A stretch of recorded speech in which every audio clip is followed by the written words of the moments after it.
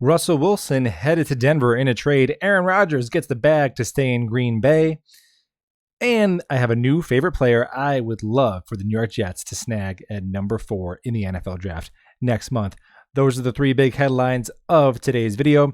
Smash that like button. If you're new here, hit subscribe. Let's get right into it. Adam Schefter reporting this afternoon.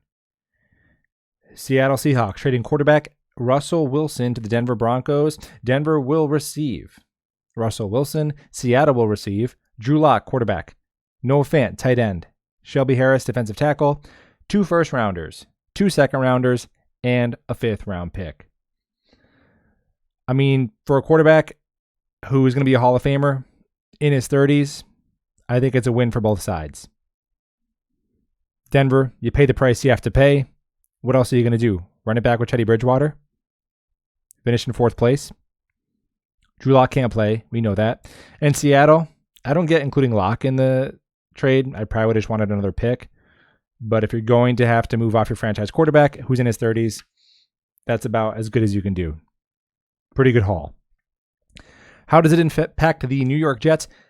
Denver Broncos are 2022 opponents of the Jets, so that's kind of a bummer. Man, the AFC West is stacked. Mahomes, Wilson, Herbert, Derek Carr.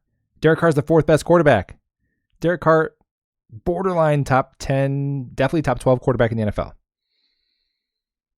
Man, you could argue, in fact, no, you can state with clarity, pretty much as an abject fact, the top 3 quarterbacks in the AFC West are better than the top 3 quarterbacks in the entire NFC.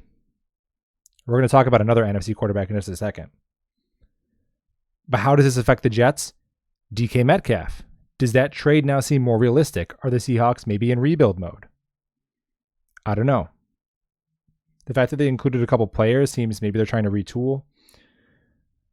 But is Pete Carroll going to hang around and coach Drew Lock in his 70s? Is that how he wants to end his Hall of Fame career? Or does he just go do TV for a couple years? I don't know. Now, what would it cost to get DK? The thing is, the Seahawks are not going to trade for their 10th overall pick back. They just can't do it. Just as a business move, they can't do it. And maybe they just want to not be trade partners with the Jets for a couple of years after the Jamal Adams things blew up in their face. So can we put together another package? Well, we have 2 picks in the 2nd round. I'm not giving them both up for DK. Not both of them. I might do something like a 2nd round pick, a 5th round pick, and Denzel Mims. I'd swing that. I'd swing that for DK. And I was against this trade initially because I thought I don't want to give up draft capital and money to get a receiver when I can either give up just draft capital, 10th overall pick, or just money, free agent signing.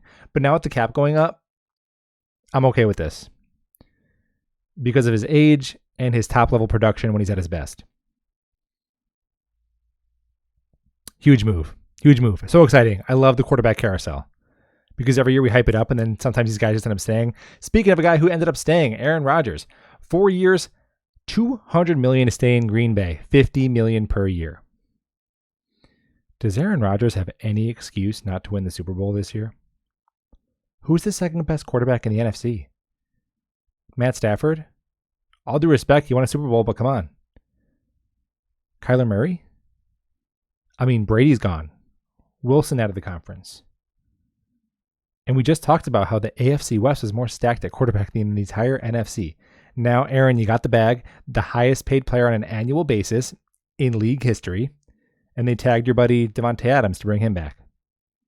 So go get a ring, dude.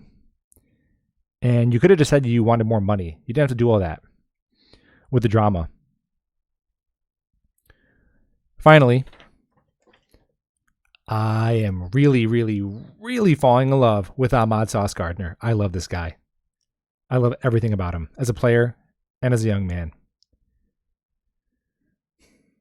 At the Combine, Kayvon Thibodeau had to leave early. It was taking too long between drills. Mom, I'm bored. Can we go home now? Sauce Gardner stays late, signing autographs for fans.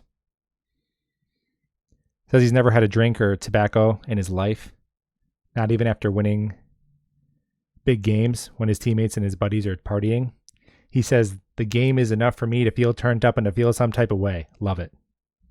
Love it. Everything he says just oozes authenticity and leadership and charisma. I love this kid, this young man. And corner, still a premium position. Elite talent, high character. Let's do it. Sauce at 4. All right, everybody, that's it for me today. I'm going to be going live in just about 15 minutes on the Jude Jets show. I am humbled to be a guest on the show. Thank you for watching, and go Jets.